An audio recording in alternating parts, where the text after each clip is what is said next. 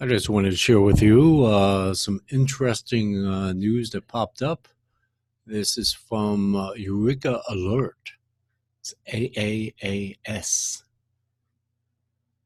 And it's published on April 24th of 2019 by the Harvard T.H. Chan School of Public Health. And it's called Microbial Contaminants Found in Popular E-Cigarettes. It says popular electronic cigarette products sold in the U.S. were contaminated with bacteria and fungal toxins, according to new research from Harvard T.H. Chan School of Public Health. The study, which examined 75 popular e-cigarette products, cartridges, single use, and e-liquids, refillable material, found that 27% contained traces of endotoxin, a microbial, I guess that's how you say it, agent found on gram-negative bacteria, and that 81% contained traces of glucan,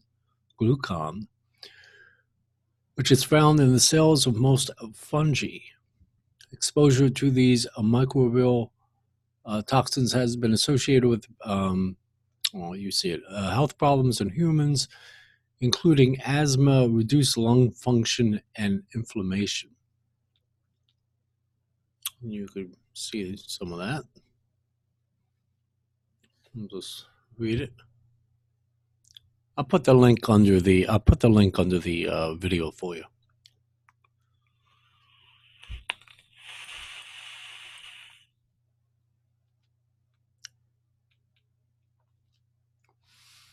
It says, for the study, the researchers selected 37 e-cigarette cartridges, sometimes referred to as cigalites, and 38 e-liquid products, which can be used to refill certain cartridges from the top-selling U.S. brands. The products were classified into 4 different flavor categories: tobacco, menthol, fruit, and other. All the products were then screened for the presence of endotoxin and glucan.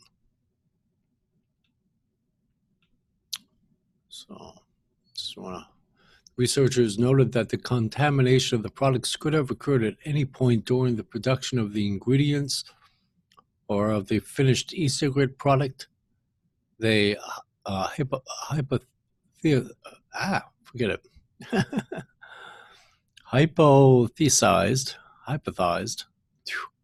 that cotton wicks used in e-cigarette cartridges may be one potential source of contamination, as both endotoxin and glucan are known contaminants of cotton fibers. It says these new findings should be considered when developing regulatory policies for e-cigarettes. And then you see the rest of what's going on there. So, I'll put the link under the video. But what's interesting about this is not only that it helps with that developing regulatory policies with the FDA, but the cotton wicks. I mean, I've always known that these metals that we're vaping is not good for us. I'm 60 years old. What do I have to lose? But how about those at the age of 20 that are just starting to vape, that will vape for 20, 30 years? Who knows what these metals are doing? And even though they're so small, you have to see it under a microscope. I'm sure over a period of time, it lies dormant in your system. And now they have it with cotton. And I'm sure cotton, you normally don't, inhale cotton into your lungs. And I'm sure there are fibers in our cottons when we vape that go into our lungs. And I stated a few times in other videos, in the 1910s when individuals Americans were smoking combustible cigarettes, they didn't think anything of it. It wasn't until the 1940s when they started to see cancers and things of that nature, heart disease. And then it wasn't until 1964 when the Surgeon General report in the U.S. came out that showed, yes,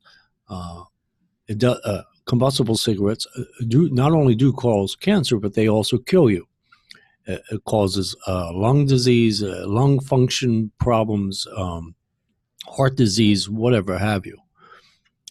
So the point is I always make in these videos is that, 1910 to 1940s, so that's about 30 years. And then you have another 20 years until there's conclusive evidence of it.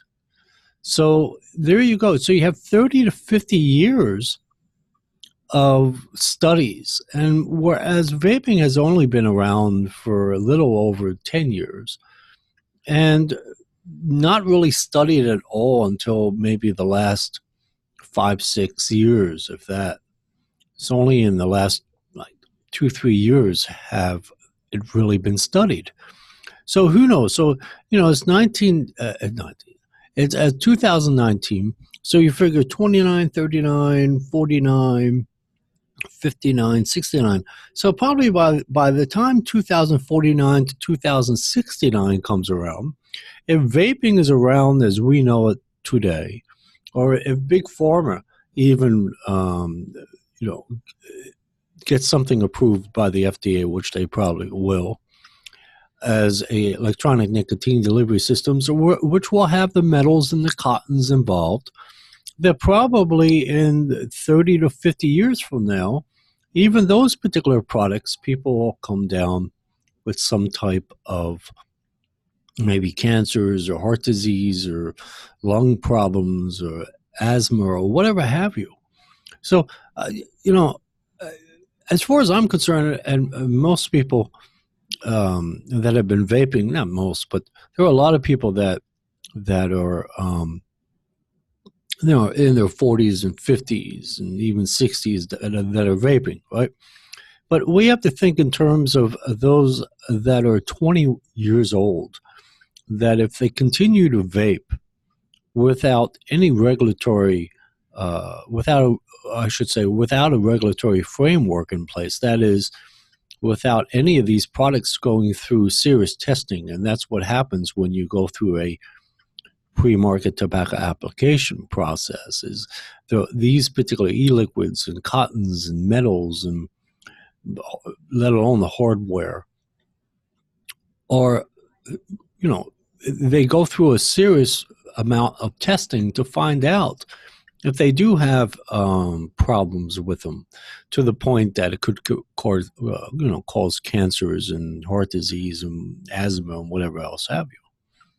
Like these studies that I show you is just sporadic, but if, let's say, you take a 5 pounds e-liquid bottle and you put that through a rigorous testing, I mean serious amount of testing, I mean more testing than all the testing that has been done so far on varied e-liquids or hardware, or even the components, that is the wires and the cottons or whatever else have you. When that particular e-liquid bottle from 5 pounds or whatever it may be, I'm not just picking on them, actually go through all these tests, it's going to show things like this that are popping up in these very sporadic, individualized types of studies.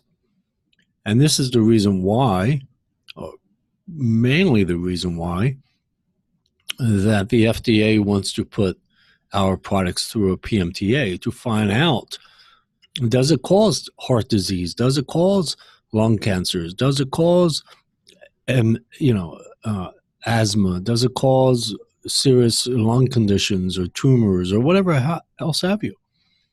And until we actually go through those types of PMTAs, we'll never really know. You get these sporadic studies that they have, like this one here, but unless we really go through an actual PMTA, we're never going to know exactly what's inside of these particular e-liquids or hardware or any of the components, wires or cotton. we have to really be honest with ourselves. And a lot of, unfortunately, I would say now I can say most, if not all, almost all. Let's say I'd say 99% of the vapors are not honest with themselves. They do not. If they do see any kind of information out there, it always has to be positive. And any of these types of studies, like this one I'm showing you here, will need to be debunked, need to be, poked holes into, or whatever else have you. And, if we're going to put something through the PMTA, we might as well get used to it now with these types of studies that, like I'm showing you here. Because when those particular e-liquids and hardware and slash components go through PMTAs, holy crap, it's going to make this little study here look like nothing, like just a drop in the big vast sea. So we have to face that, these products that we're using are not well, of course they're healthier for you than combustible cigarettes or any combustible product. I agree there. But to say that it's not going to cause lung cancers and tumors and heart disease and asthma or whatever else have you, you're living in a la-la land. And there are unfortunately probably 99% of the vapors, from the newbie all the way to the very advanced, believe that there's nothing that could ever happen in terms of cancers and things of that nature. That's the farthest thing from a vapor's mind. And even if it is even thought of for a second, it must be ignored. You can't, like I say always all the time, ignorance is bliss. You can't think it. It's impossible to think that the vaping, whatever your e-liquid is or hardware you have, will eventually give you cancer. That's just something that a vapor refuses to not only to think about, but to accept. So anyway, I just want to share this with you. And there's going to be more of these studies that come out. And as these studies come out more and more, it's going to make it much easier for Congress to do what they're about to do to us. I put up, I think, 4 or 5 bills in the last week, what's pending in Congress. There's nothing in Congress right now that is for vaping. Everything is against vaping in one way or another. It's going to either restrict vaping in one form or another. There was just a CASA call to action. Some stupid thing went out. We don't need this. No, it doesn't matter who you email, phone call, even meet in person. The wheels are turning, and they're turning away from us more and more every day.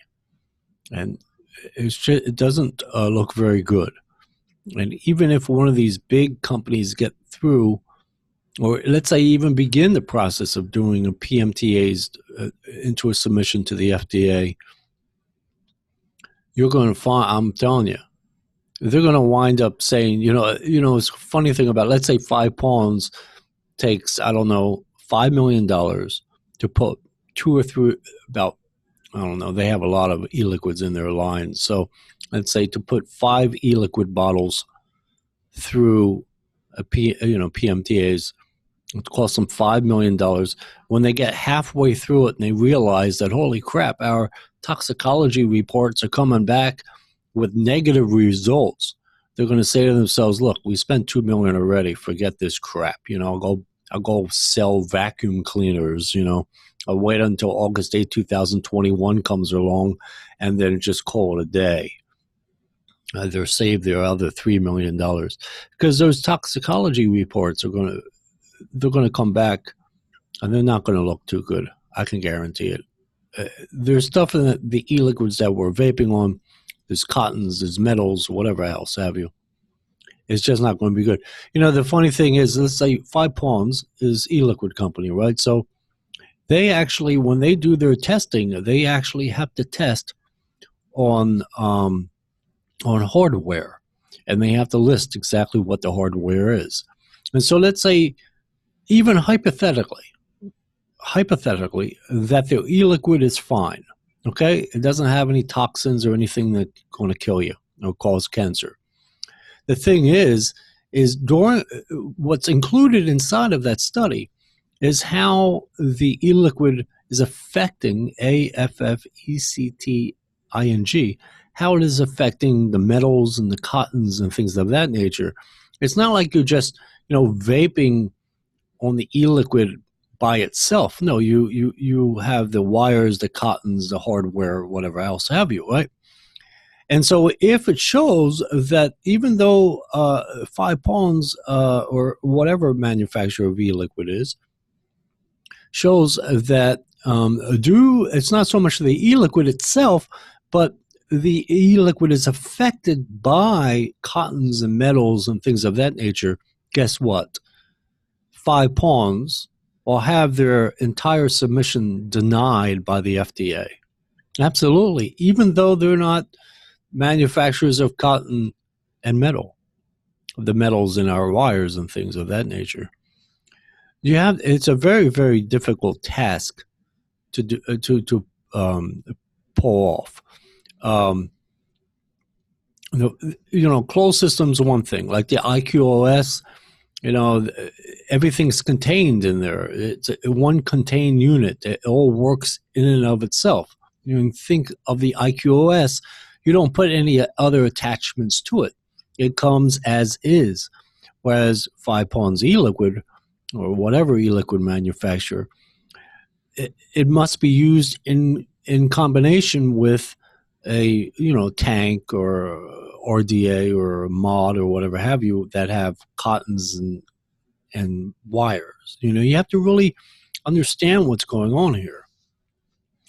Like, for instance, when the let's say Pfizer, when they put a pill through the new drug application, it's just a pill. There's nothing else attached to it. It's just a pill. Now, of course, they have to do a lot of human studies to see how different humans are affected by it. But the pill itself is just that. It's a pill. It's contained in itself. Whereas when 5-Pawns e-liquid has to put their e-liquids through, believe it or not, the e-liquid is affected by the wires and the cotton.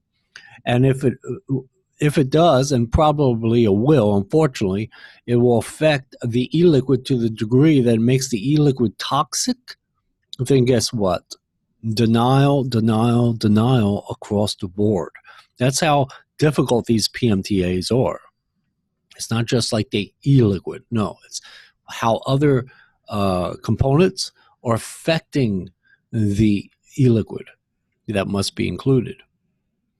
It's a very difficult task. I don't know whoever is going to go through that and survive that. It's really going to be a waste of complete money, but I guess it's worth a shot. I don't know, but I personally speaking, I think it's a waste of money. All these big guys, Cosmic Fog, all these guys, Cutwood, all these characters, even my beloved Beard Vape Company, be very foolish to spend money. Just wait until August 8th of 2021, and then, I don't know, go into the car business or go into vacuums or the lamp business or whatever else have you, Anyway, I could go on and on about this, but I'll let you guys go.